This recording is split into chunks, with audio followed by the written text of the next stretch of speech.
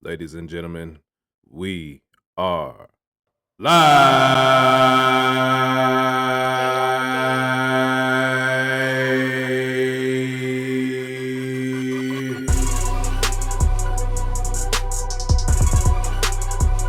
Hey, yup.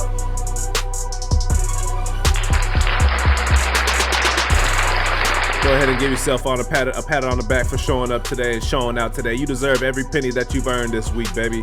I'm so glad that you're here with me. I appreciate you so much. You could have been anywhere in the world, but you're right here with your boy, Nate on the Beat, a.k.a. Nate King, a.k.a. Alaska Black, a.k.a. Give It To Him Raw!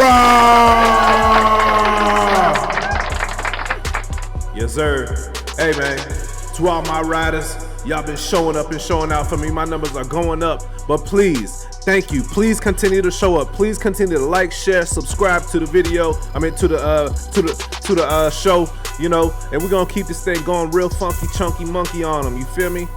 Thanks for showing up again. I love you, man. I care about you. You are loved, you are appreciated, and you are respected. You deserve everything you got coming to you. Stay motivated, stay inspired, and stay taking care of your family, man. You are loved and you are appreciated. If ain't nobody gonna tell you, I'm gonna tell you, Nate loves you, baby. So look, we're gonna go ahead and get right into it. We got a good show coming up today. We got a lot of videos. I took a little hiatus yesterday. Man, my head was banging. I couldn't do it yesterday, man. I'm so sorry, and I apologize so much dearly. There was some much needed rest. But hey, we back today. So first we're gonna start off with a video from Club Shay Shay.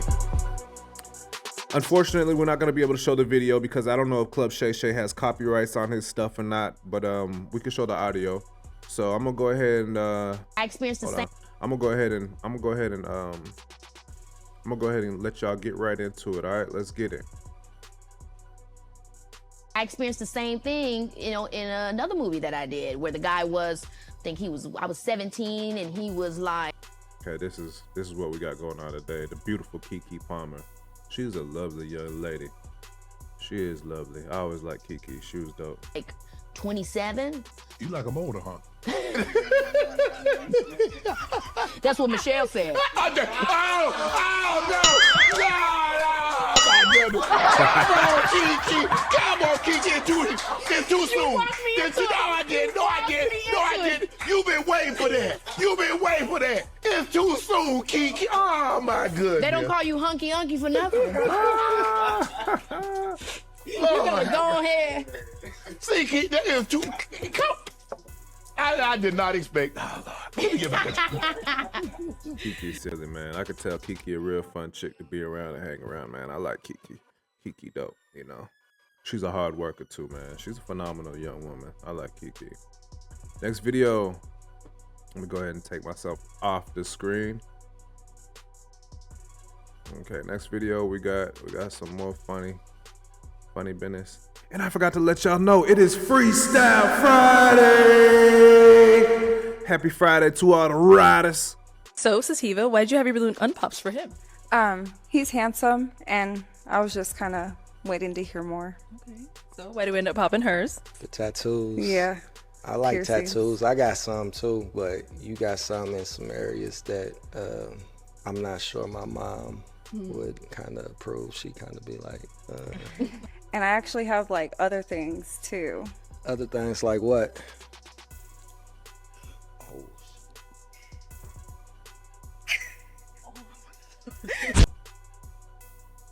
That's disgusting.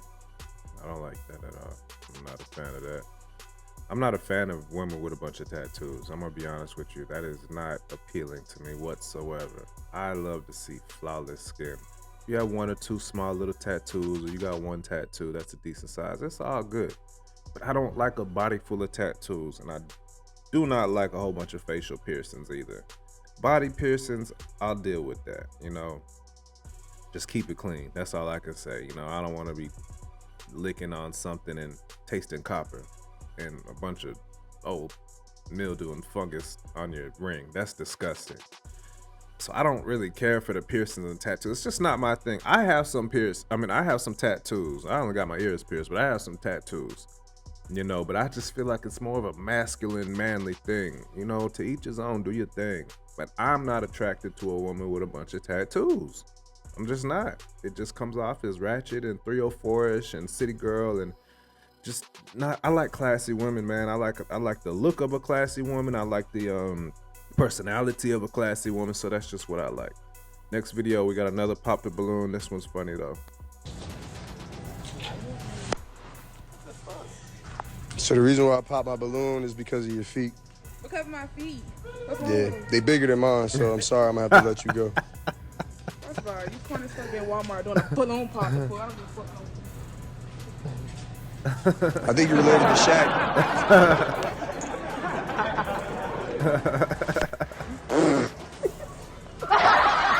So the reason why I pop my balloon is because I see you shopping for it look like a nigga, and I ain't asked for all that. I thought you were single. Give me that response either. Back the fuck up. Who are you? Get back, please. I'm sorry. I'm gonna have to let you. I'm gonna have to let you go. You got.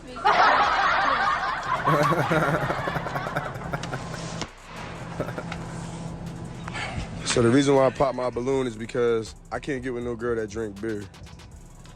I wouldn't give a fuck, nigga. I can't give it no nigga that look like Shaq out for Scooby-Doo. But And you eating Popeyes. so you want some? Hey, Shawty came with it though. Hey, she got jokes. I like that. With that mustard hair. I like that though. She came with it. Nah, you gonna have to walk away from me. No, you walk away from me. Yeah, I'm gonna walk away. I ain't gonna lie. You got it. I like what I'm looking at though. Oh, that was a good little skit. I like the skits, man. They funny. They funny, man. Okay. On a serious note, we got Tariq Nasheed speaking on the governments that are against family. I believe he is on the, what's the name of this show, man? Highly Affiliated. Is that what it's called? Let me see. Highly something. I can't even see the name of it. But it's all good. Anyway, next video. How do you feel like the black family has progressed, if at all? You know, just looking at where we are today in 2024. What do you think about Highly this? We can initiated. do better because we got an outside threat tearing up our internal politics. We got to look at it like that. Starting in the 1960s, when they saw black people in the civil rights movement getting on code, fighting against racism, they said, okay, these people are making us sign laws. You got to understand the Civil Rights Act, the Immigration Act, black people were out here moving and shaking in the 1960s. And they said, okay, we got to do something. What's keeping these people so codified? They said, they family. They're real family oriented. So we got to do something to kind of bust up this family a little bit. So they got the women and said, okay, look, if you can't get a job, we'll give you Section 8 housing, but you can't have a man. Don't have a man in that house. So they actively stopped having men in certain low-income houses. So they knew what they were doing. They knew that they would cause an imbalance in the relationship and have these women out here raising the children by themselves and having the men over here without the proper resources to raise families. So we have to understand when these outside threats are attacking us and then counter that stuff. So do you feel like there was a particular generation that dropped the ball? You see, that's what he just said right there is, you know, when it comes to these relationship dynamics and battle of the sexes and everything like that, that's a point that's often missed and overlooked. You know, the outside entities that tore our households apart. I mean, obviously we took the bait and allowed it, but still, you know, it's a hard pill to swallow, but it's definitely the truth. When you think about where we are today, how feminism impacted us, single parent households, was there a particular in your historic knowledge? You know, I won't say drop the ball because we're under a threat of white supremacy. We're under a systematic threat where these people got endless resources. They sit up here in think tanks and come up with ways to deprive us of things. So our parents, some of them weren't there. Some of them were not the best parents they could be. And we're not making excuses for that. But we do understand that we black people, we have been specifically targeted. You understand? Right. Yeah. And for any of us to have any type of strong relationship is a miracle within itself. Right. Because other groups, they've not been targeted like us. When they let certain groups come across the border, they're not targeting their families. They make sure the families stay together. Our family structure is specifically targeted. So we have to look at who's doing that and why they're doing that. And we just have to learn how to counter that. We really got to get on code and understand the outside threat and how we need to get codified to combat that outside threat. Wow. Are long-term relationships, specifically marriage, a part of getting on code? Yeah, absolutely. Absolutely. That's real big. We got to start looking at black men and women as little nations, because that's what it is. A nation starts with black men, black women, black children, and then you build a nation from there. That becomes a community, that becomes a neighborhood, that becomes a town, that becomes a city, that becomes a state. It starts with the family first. So we really got to understand how important the family dynamic is and passing down a lineage of empowerment. Most people have no idea how to plan a date that builds connection with a... He's absolutely right about that.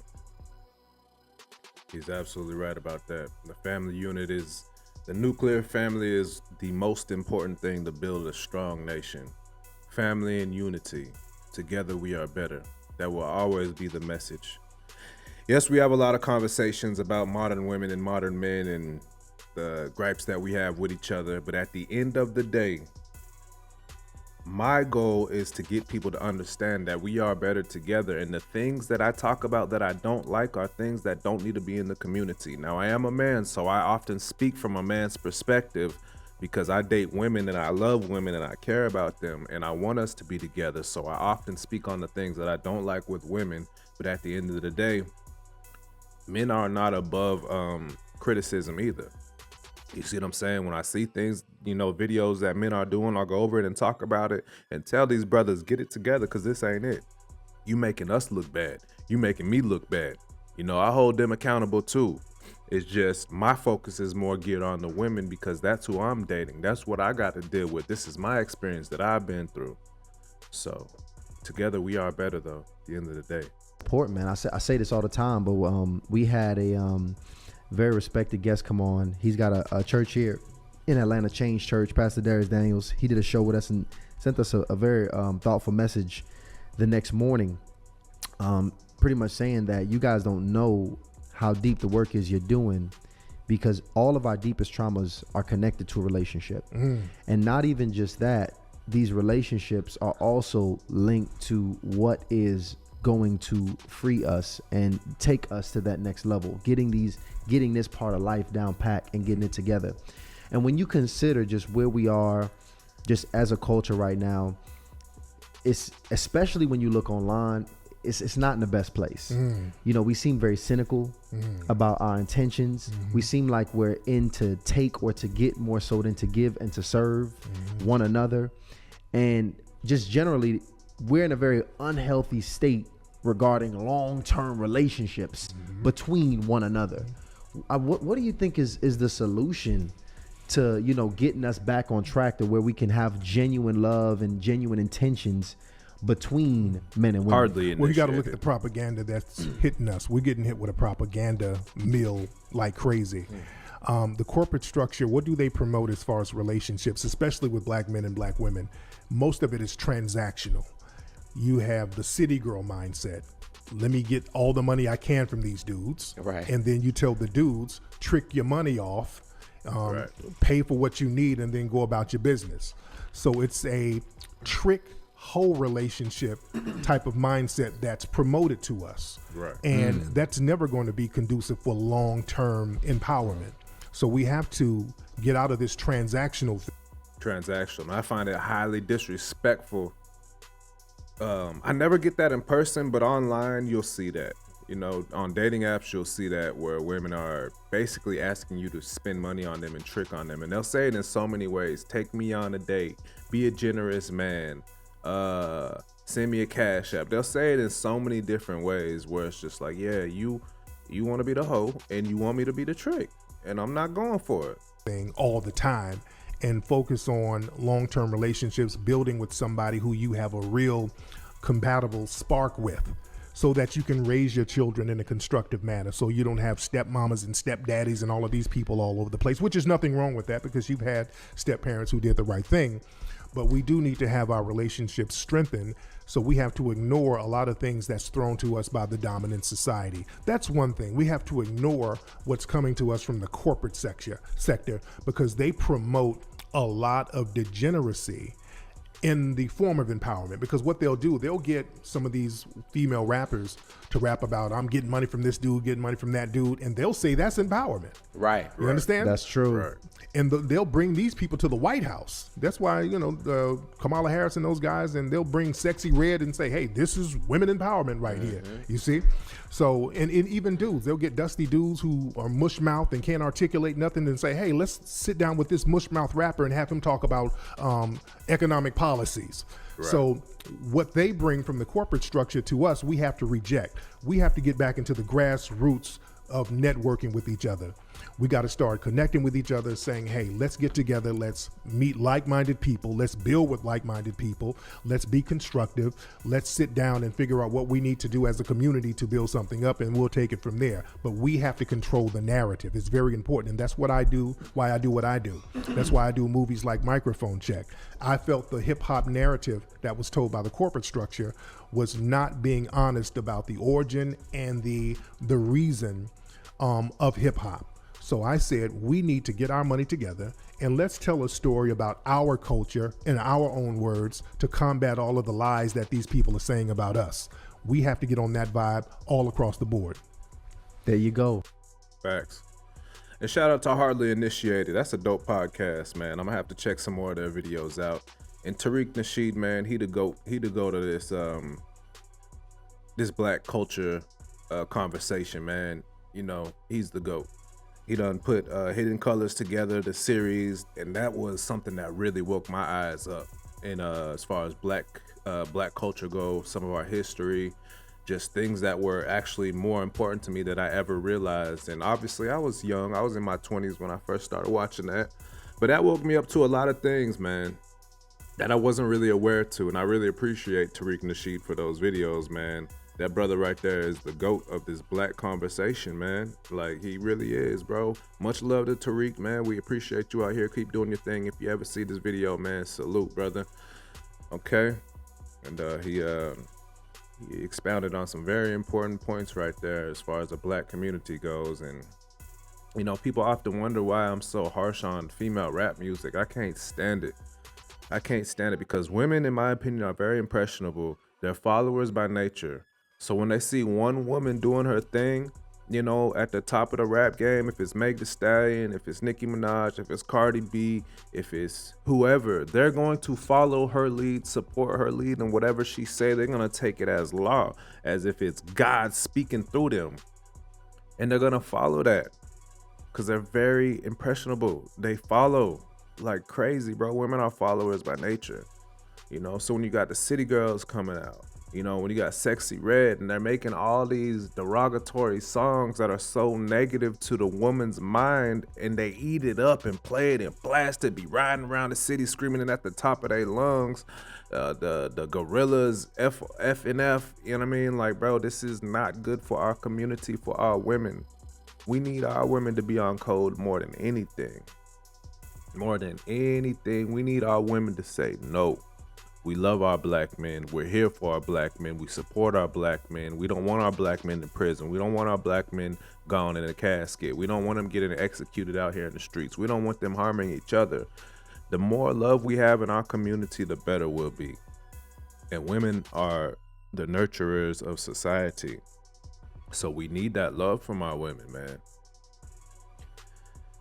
Next video. At a certain age where it was too late.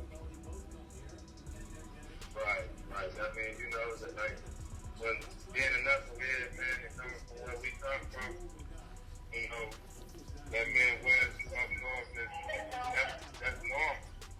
You know, that's normal. But shit, you want to be successful, don't stand riding around with, I mean, who got the biggest gun? But then these niggas can't even spend 360 when they get locked up. No, for sure. They going out they going out to 2 months. Hell yeah, and then they gonna take all the youth from you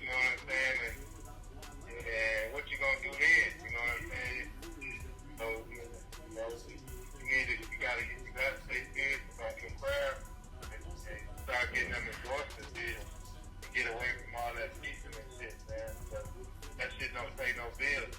That shit keep you in the loser circle.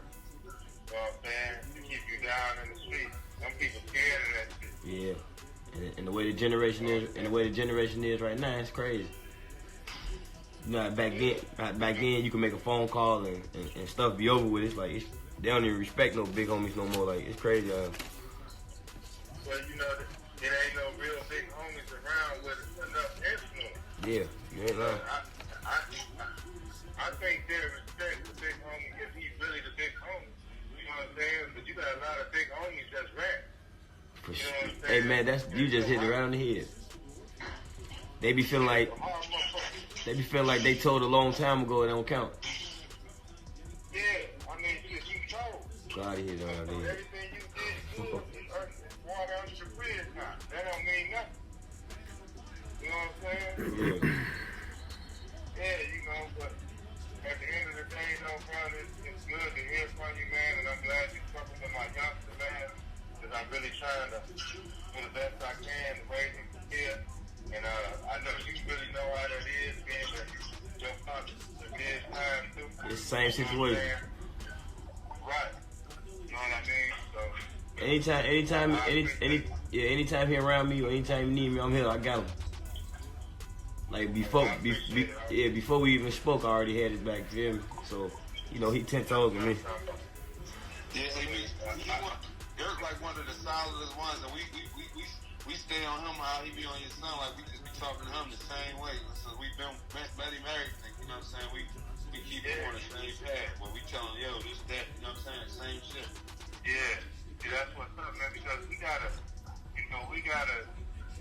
can't fuck this thing up, man. You know what I'm saying? Like the streets, they not dead, but as far as making it real big in the streets, that's not no avenue. And what y'all doing, what y'all got access to now, and getting them white folks money and getting that corporate money and corporate credit, that's what that lasts forever. So you know you gotta get them endorsements and shit, get behind you and get away from the dumb shit. You know what I'm saying? You gotta change friends, change locations, change everything, and to better yourself and the people around you. You know, ain't nothing wrong with that. You still a man. Yeah, definitely. You still ain't going for shit. But you just gotta separate yourself from the bullshit. I ain't around it, you gonna be in it. Me moving to Atlanta was the best thing I ever did. Yeah, right. That shit was the best. I ain't understand at first. They like, you gotta get out of here. And I used to be like, nah, the guys here, I gotta make sure. But when you gone and you just handling certain situations, it's better. Right. You know, I mean, you know, if there's trouble everywhere, don't give me. So sad, man. I wish bro would have listened. Now they on the opposite ends of the spectrum. Well, they was both look like they were both locked up then, but it's just sad, man. It's sad to see bro go out like that, man. You know, I hope he can figure out a way to get himself out of that situation. You know, I ain't going to too much elaborate and touch on it because I don't know the ins and outs of situations. I ain't picking sides or nothing. You know, I just wish he could have made better decisions, you know, to keep himself out of those situations, man. But, you know, once you're in the streets, man, it's very hard to get out. You can move, you can do this, but you're going to take yourself wherever you go. You got to change within yourself. You got to make that change for things to actually change for the better for you.